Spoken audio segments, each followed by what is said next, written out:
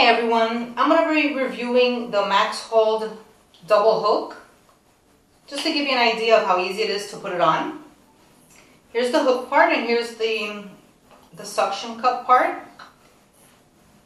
Okay, what we do first is remove this top part of the suction cup, and then wherever it is you want to put it, like let's say, first you wipe the surface down real good.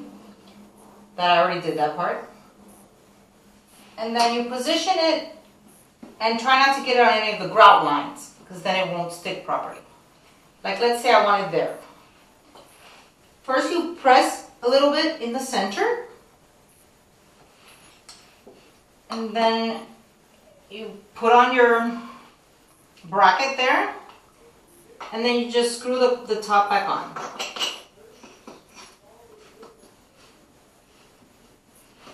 And there you have it. That's all it takes. Say I have a towel here.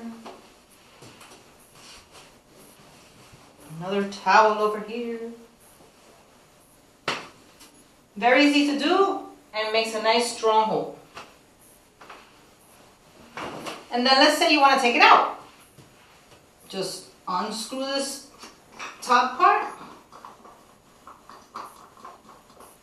And pops right off. There you have it. Thank you.